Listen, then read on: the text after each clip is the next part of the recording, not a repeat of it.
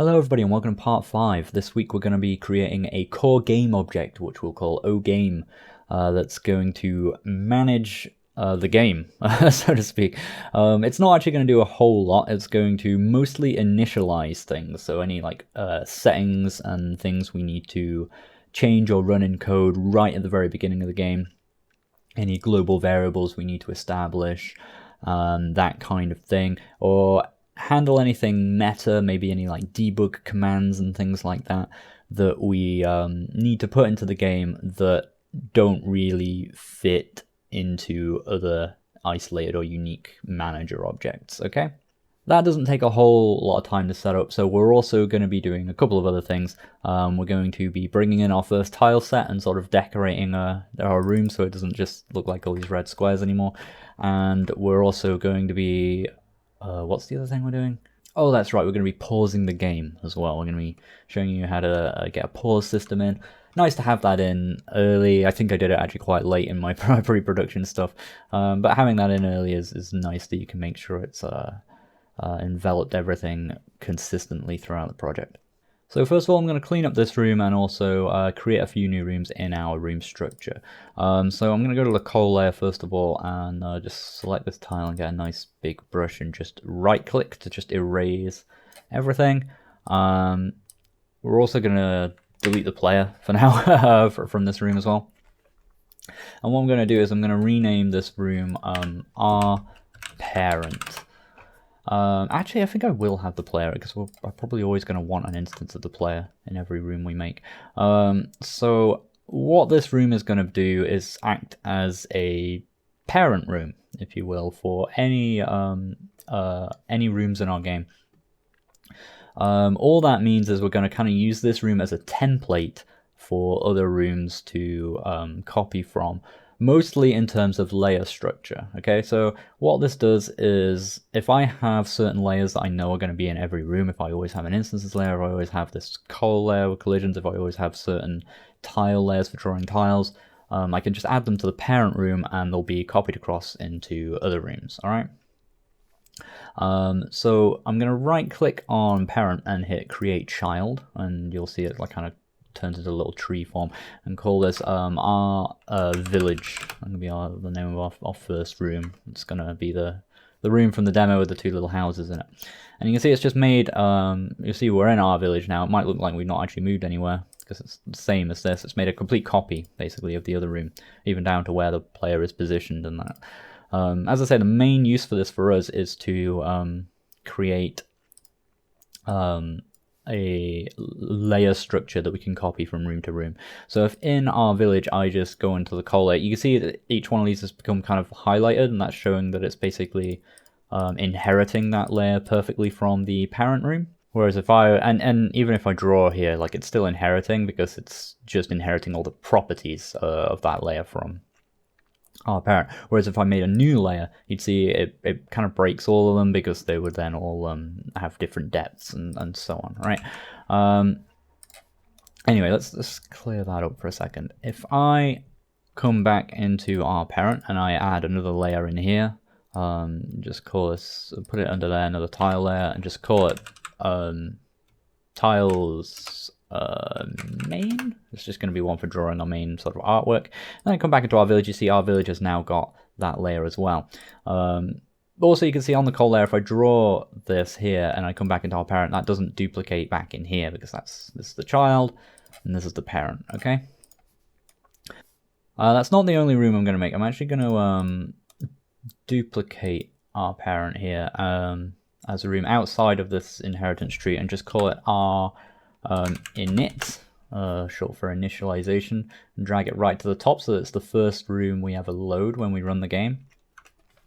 And I'm going to delete oPlayer from this room so it is just this black rectangle, but still with our width, height, and viewport settings and stuff for game resolution. And I can go ahead and delete these tile layers because I'm not going to need them in the initialization room. This is the room where we're going to put our game object, and then our game object is going to initialize some settings and bring us through to whatever room we want to actually start in, which will be our village room, right? So we never actually load the our parent room. It is just there as a template for our other rooms. So we'll skip straight from our init to our village, and then from our village to whatever other levels are in our game. We never actually go to this room. It's just there as a template for our other levels. Do be careful as you're editing these rooms that you're editing the right ones. Obviously they all look very alike at the moment. You can always just check up there to make sure you're on the correct room. Okay, so just back in the workspace, I'm going to right-click, go to Resources, Create Sprite, and we're going to bring in the tile set for decorating our village. So I'm going to click Import. Again, this is back in our ARPG Assets folder with all of our wonderful artwork. I'm going to find S tiles. For those of you making your own artwork, this is, I think, 16 by 16 tile set. As in each tile is 16 by 16. The image can be whatever size you want. It's just where all the artwork for the game is going. But if you're working with the same resolutions as me, then it's 16 by 16 tiles. Make sure the top left one is blank. I've not organized this very well. For some reason, the entire top row is blank. It's all just kind of a mess. But it doesn't really matter too much for me in terms of how I place this stuff. I've actually technically got a couple of 16 tile auto tiles set up here, but I actually don't really like the way GameMaker's room editor works with 16 tile auto tiles. I find them quite limiting and hard to use. I mostly just place all my tiles manually, so I don't really bother setting that up. But yeah, that's the sprite. Don't need to do anything with the origin or collision mask for this. It just needs to be in. Got S tiles because it's more or less all of our tiles. Then I'm going to go to tile sets. Create a tile set and call it T tiles, just the same really. Assign the sprite to be S tiles.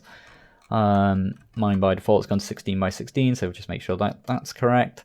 As you can see, the top left isn't anything, and all the tiles fit neatly into those squares. Alright, with that tile layer set up, let's come back to our village. Make sure it's our village, as I say, they all look quite similar. We've got that tiles main. If you haven't made that layer already, make sure you go ahead and make it in the parent one so it's inherited in all the others. But in our village, select that layer, select the tile set to be T tiles, and then if you go to the room editor tab over here, if you don't have that for whatever reason, like you accidentally close it down, it'll be in room, tile editing, tile selection window. You bring it back. If you accidentally close any of these windows, generally there'll be another thing here, depending what editor you're in. This is the room editor, so there's a room one here, and it'll have all the different windows that should be up, so you can bring them back that way. Okay, but bring this up. On my monitor, it's super zoomed out because there's 16 by 16 tiles, so I have to press Control mouse wheel and kind of zoom in. And I'm just going to quickly, just by clicking and sort of, clicking and right-clicking to remove, I'm just going to draw in the village.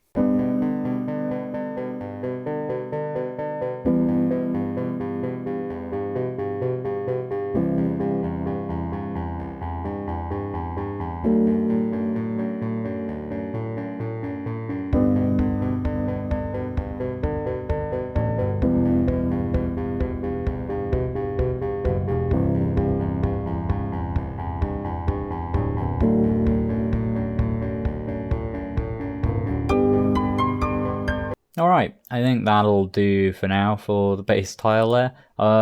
Just one thing I should probably explain that I'm also going to add to this. Obviously sometimes you'll have tiles like I do here that you want to draw above other things, so don't be afraid to just add more tile layers in. This tile layer is never going to interact with anything game-wise, doesn't really matter what it's called or how many of them you have. So I'm just going to go into parent, and I'm going to add just another one above here that's called just tiles upper, and I'm going to set it to be the exact same tile map. Come back into our village, and then we've got this one as well, which just then lets us place some more tiles but above the layer we currently have. Okay, and just I can pop some kind of flowers and stuff about the place. Yeah, just a handful like that. I think that looks fine.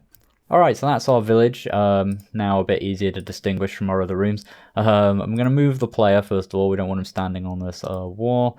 I'm also going to change this to 8 by 8 or something, just so I can, just in the grid there, just to allow me to snap objects around a little bit easier.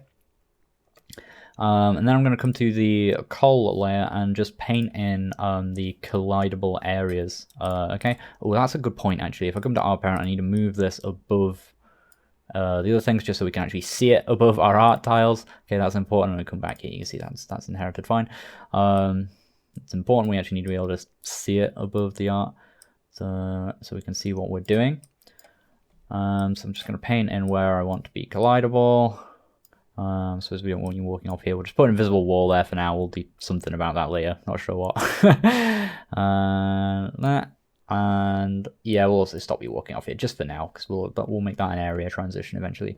But that's fine for now. That's everywhere we can collide with.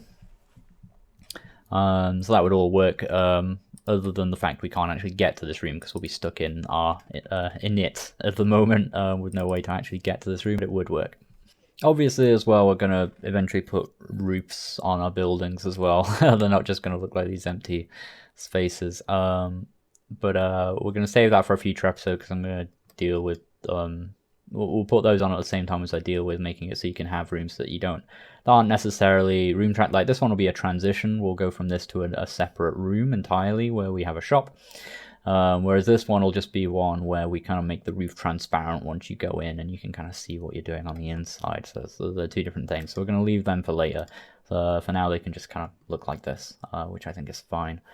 Alright, so now it's about time to actually make that oGame object I was talking about, the main focus of this actual episode.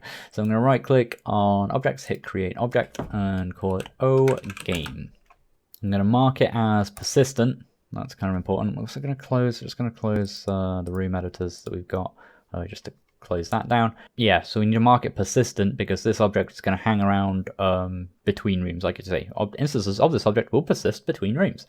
So we make it once in our init, and then it will always exist in every room as long as we never explicitly destroy it. So there's going to be a few events in this. The first one's going to be the create event. Let's make the code nice and big. I won't necessarily maximize this because we're not going to be in this code window for very long. But later on, this will develop into a code window with quite a lot of things, and it'll be where we do all of our global variables and where we initialize a lot of different things. Not a whole lot to do right now that needs initializing. Just a handful of things really. We need to set a global for our game paused state. So I'll do that. Global.gamePaused equals false. And the only other real thing is to go to the next room. Go to the appropriate room. So I'm going to type room underscore go to, open bracket, room underscore start in all caps, which is going to be a macro that I'm going to define. So I'm going to come to macros real quick and add hash macro room underscore start space, and then the name of whatever we want to be the initial room of the game. Since it doesn't matter anymore what's at the top, we need to know which one we want to skip to, and that's going to be our village. All right, and then that allows us to easily change that if we ever want to start in a different room to test things out, and so on. Okay, back to the workspace now. That'll go red. Those are the only two real things we need in the create event for now. I'll put a description in here as well. Just, I don't know, feels right. At desk, initialize, and globals. That's the main thing we're going to do in here. While I'm here as well, I may as well also put randomize, open bracket, close bracket, semicolon.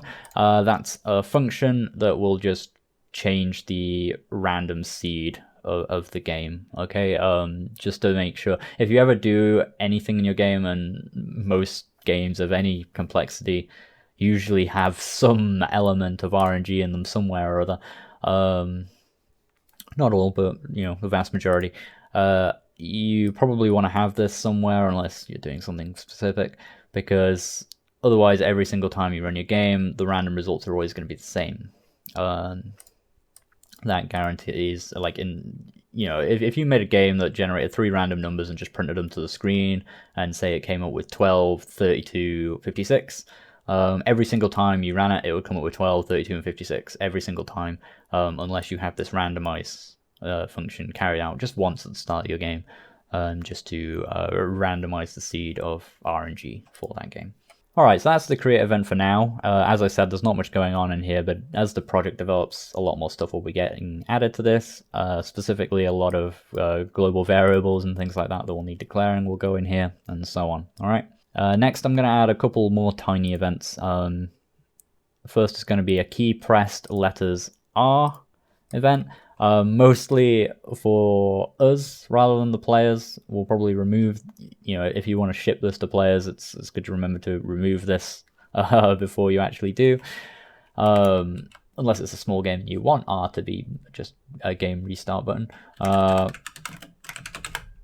We're literally just going to have this event restart the game. So game underscore restart, open bracket, close bracket, semicolon. Alright, that's just for us, just so that when we're running the game, we can quickly just press R and restart. Next one, we're going to add the room start event, which is somewhere or other room start. So this event will get carried out every single time a room is started.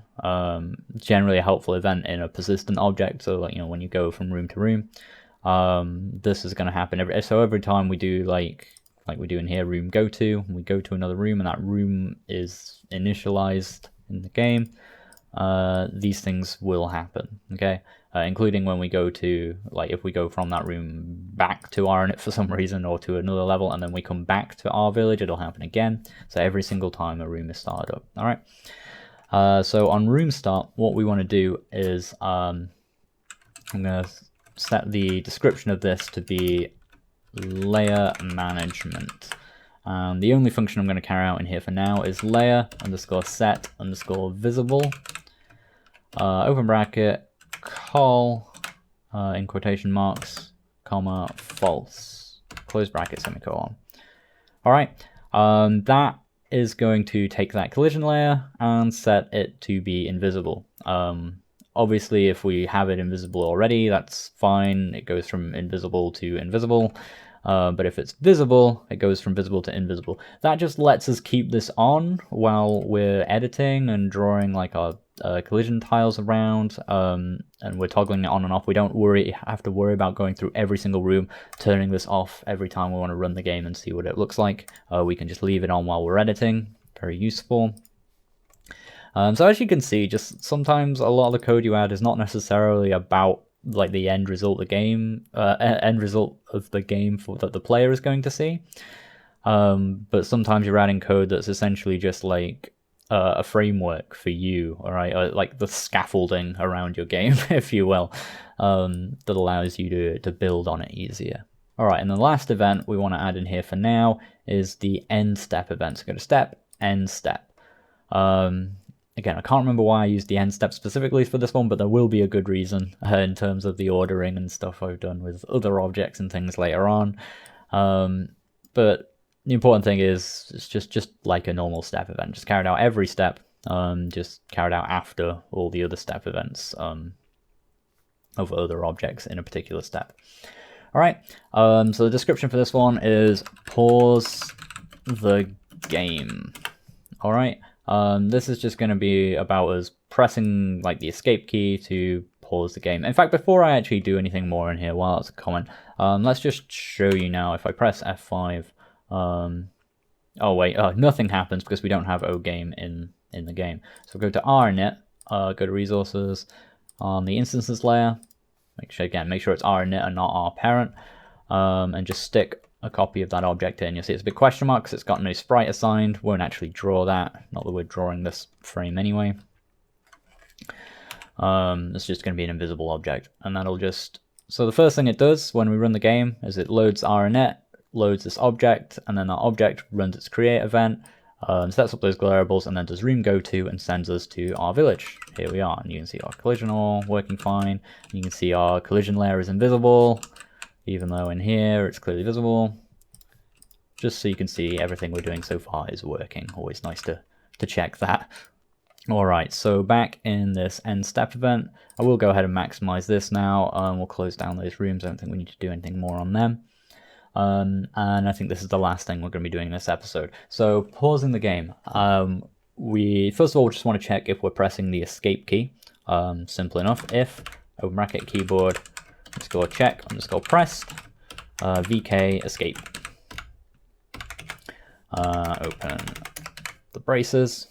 Really quick, easy way here to toggle a variable. So we've got global game paused, which is currently false.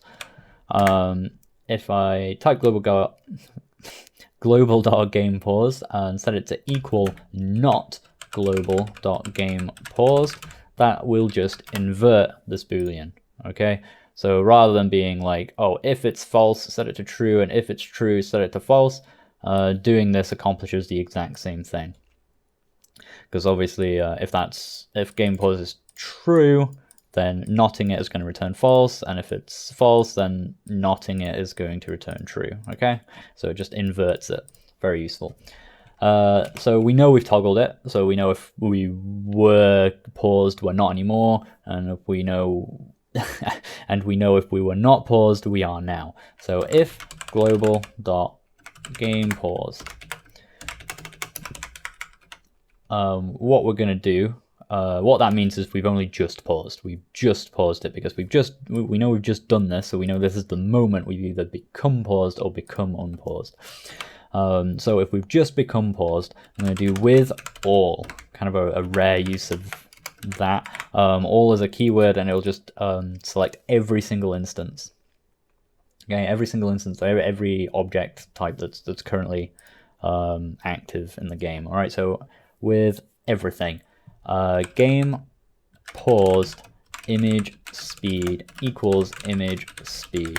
So we're going to take the image speed of every single instance in the game, and we're going to store it in a variable within that instance. So every instance is going to save its current image speed, its current animation speed, right? And then we're just going to set that image speed to equal 0, which is going to stop them animating entirely. And now, I know some of you are now thinking, well, hang on a second, that's not quite how a player works, but we'll come back to that. Don't worry about that. This is more about like every other object in the game that will be using image speed, which is currently nothing. Our player is the only object, but later on there'll be plenty of things that animate, and to save time, we will probably just use image speed to animate some of the simpler ones. So it's still relevant. All right. Else, so if the game has just become unpaused, then what we can do is with all, essentially the opposite, image speed equals game paused image speed, and we will know that exists because obviously the game isn't starting off paused, so we'll become paused first when we first press escape, set that variable up in everything, and then when we next press it and we unpause it, it'll set the image speed back to this thing. We're not, as I say, we're not actually going to see the result of this right away. We'll see it in a later episode when we have things that animate with image speed, but it's nice to have that all set up and ready now. In terms of pausing the player, because obviously they've got logic and stuff to carry out, and as I say, their animation doesn't actually use image speed, okay? It gets the speed of the sprite, but it just adds that to a local frame. So what we want to do instead is in oPlayer, in the step event, we still want to get the player's inputs, because when we pause, we'll probably have like a little pause menu or something like that. I don't know. Or you know, we still want to be able to gather inputs from the player for any number of different reasons. So we'll allow all that to keep running. But here, when we execute the state machine, I'm just gonna wrap this in a if global dot game paused. You can either do equals false like that, or you can just put the not symbol at the start, okay, which is the same thing to check that that is false. So assuming the game is not paused, run the state machine, and then the state machine in state free and so on, that's where we animate sprite, so we know that that will pause us mid-frame, okay. That's everything. So if I run the game now, just pressing F5, moving around in here, and if I press escape, you can see that's paused as mid-frame. More obvious if I do it in a roll like that. I see I'm now just totally paused, because we're still running this code where is it? Where's the player? Yeah, we're still running this code every single frame at the moment. The game is still running. You know, the game is not totally slept or whatever. But so we'll run this, but every time we come to this, that's true, so we don't execute the state machine, and that carries out all the logic of the frame. So we're just going to stay in the exact same place because we're not going to move anywhere. Our values aren't going to get updated in any way. And we're not going to animate in any way, so we're not going to change what frame we're on. So we're effectively totally paused. All right. And then that's more or less the same way we're going to pause other things throughout the game. Okay, we're just going to keep wrapping stuff in this. That's why I like to set this up early, because if I want to do game pause in this way, and it's a simple, nice, effective way to do it, honestly, can feel a bit like a janky thing to put into a game that's already quite far developed, to be like, oh, do I just wrap everything and every object, and like if game paused is true, then don't do anything. But I think it's fine. I think it's easy to do if you get it in nice and early as well, so you don't have to be running around making sure you're chasing after every object and discovering when you're testing your game that you missed an object or something like that for pause. It's easier if you get it in early and you just remember to put it in as you make each new object. All right, so that's pausing the game. That's initializing the game. I realize that hasn't added that much exciting stuff to the game itself, but hey, we've got the tile set in now as well, so that's nice too. Thanks for sticking with this. That's episode 5. I'll see you guys on episode 6. And that was episode 5. Episode 6 coming next Friday as per usual.